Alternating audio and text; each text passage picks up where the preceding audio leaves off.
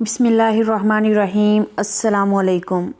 अल्लाह कायनात का रब है, उसका कोई शरीक नहीं। अल्लाह ने दूसरी मखलूक़ात की तरह इंसान को भी पैदा किया और उसे अशरफुल मखलूक़ात करार देते हुए ज़मीन पर अपना नाइब बनाया।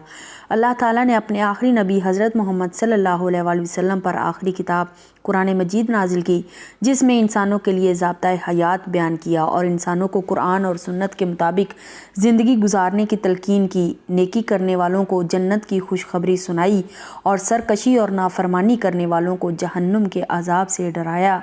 अल्लाह और उसके रसूल सल्लल्लाहु अलैहि वसल्लम की अताअत तमाम इंसानों पर लाजिम है। मुशरिकीन मक्का ये समझते थे कि हम ख्वाह कैसे ही काम करें, हम पर खुदा का अजाब नाजिल नहीं हो सकता। अल्लाह ने हज़रत नूह अलैहिस्सलाम का किस्सा बयान करके उनको आगाह किया कि अल्लाह की पकड़ और गिरफ्त सख्त होती है। एक जलीलुल कद्र नबी अपनी आंखों के सामने अपने लख्ते जिगर को डूबते देखते रहे। उन्होंने अपने बेटे की माफ़ी की दरख्वास्त की, लेकिन अल्लाह ने हज़रत नूह अलैहिस्सलाम को तनबीह की और बाप की पैगंबरी भी बदअमल बेटे को अजाब से ना बचा सकी। कुरान मजीद में आता है, नूह ने अपने रब को पुकारा, कहा, ए रब, मेरा बेटा मेरे घर वालों में से है और तेरा वादा सच्चा है और तू सब हाकिमों से बड़ा और बेहतर हाकिम है।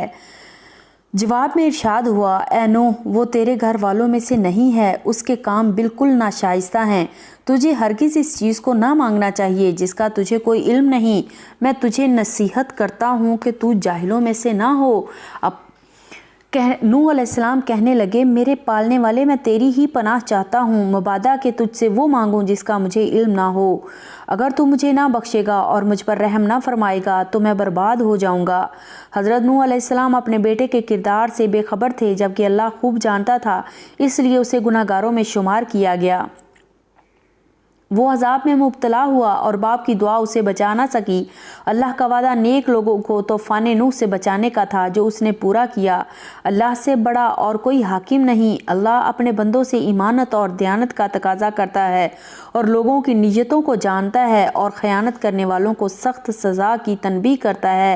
ए नबी, तुम लोगों के कब्ज़े में जो कैदी हैं उनसे कहिए कि अल्लाह को मालूम हुआ कि तुम्हारे दिलों में कुछ खैर है तो वो तुम्हें उससे बढ़ चढ़ कर देगा जो तुमसे लिया गया है और तुम्हारी खताएं माफ़ करेगा, और अल्लाह दरगुजर करने वाला और रहम फरमाने वाला है। लेकिन अगर वो तुम्हारे साथ खयानत का इरादा रखते हैं तो इससे पहले वो अल्लाह से खयानत कर चुके हैं, चुनाचे उसकी सज़ा अल्लाह ने उनको दी कि वो तेरे काबू में आ गए। अल्लाह सब कुछ जानता और हिकमत वाला है।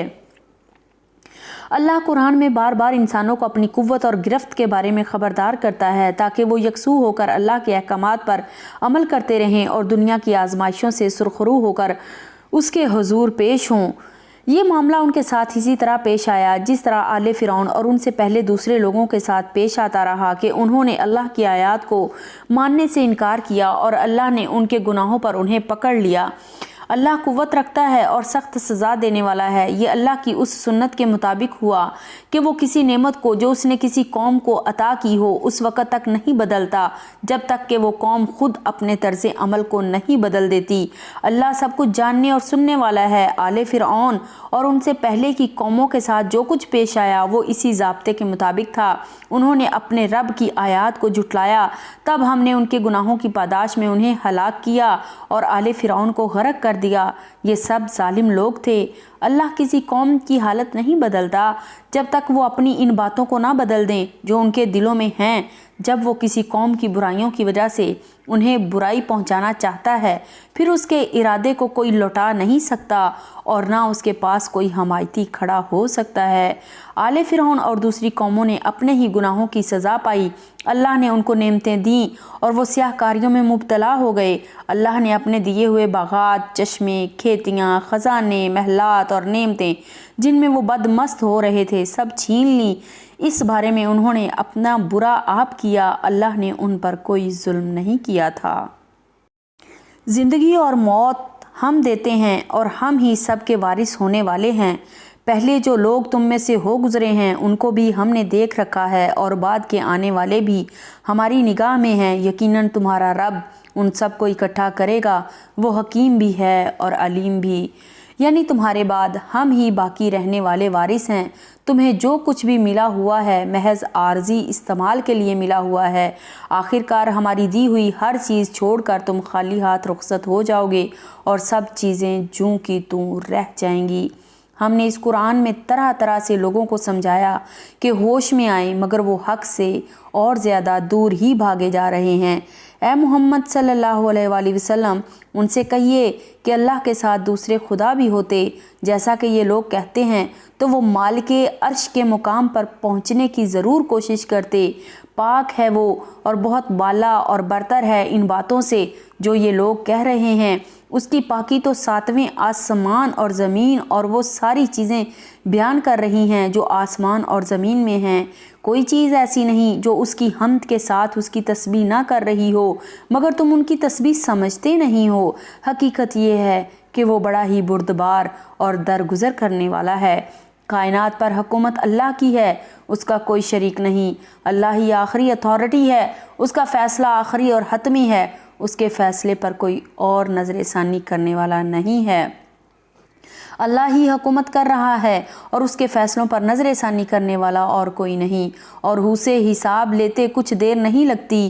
ان سے پہلے جو لوگ ہو گزرے ہیں وہ بھی بڑی بڑی چالیں چل چکے ہیں، مگر اصل فیصلہ کن چال تو پوری کی پوری اللہ ہی کے ہاتھ میں ہے۔ وہ جانتا ہے کہ کون کیا کچھ کمائی کر رہا ہے، اور عنقریب یہ منکرین دیکھ لیں گے کہ ان کا انجام کس کا انجام بخیر ہوتا ہے۔ یہ منکرین کہتے ہیں کہ تم خدا کے بھیجے ہوئے نہیں ہو۔ کہو میرے اور تمہارے درمیان اللہ کی گواہی کافی ہے، اور ہر شخص کی گواہی جو آسمانی کتاب کا علم رکھتا ہے۔ اللہ انسانوں کو گزشتہ قوموں کے قصے سنا کر خبردار کرتا ہے تاکہ وہ ماضی سے سبق حاصل کر کے اپنے احوال کو درست کر لیں اور آخرت میں فلاح پائیں۔ ہماری ویڈیو آپ کو پسند آئی ہو تو اس کو ضرور سبسکرائب کریں، لائک اور شیئر کریں، صدقہ جاریہ سمجھ کر اسے دوستوں میں شیئر کریں تاکہ نیک بات دوسرے لوگوں تک بھی پہنچ سکے۔ نیکسٹ ویڈیو میں آپ کی خدمت میں حاضر ہوں گے۔ اس کا ٹاپک ہم نے اللہ اور ہم سلیکٹ کیا ہے۔ اللہ اور انسان کے حوالے سے اس میں بات ہوگی کہ اللہ نے قرآن مجید میں انسان کو مخاطب کر کر کے کیا سمجھانے کی کوشش کی، کیا بتانے کی کوشش کی۔ نیکسٹ ویڈیو تک کے لیے اجازت دیں۔ السلام علیکم ورحمۃ اللہ وبرکاتہ۔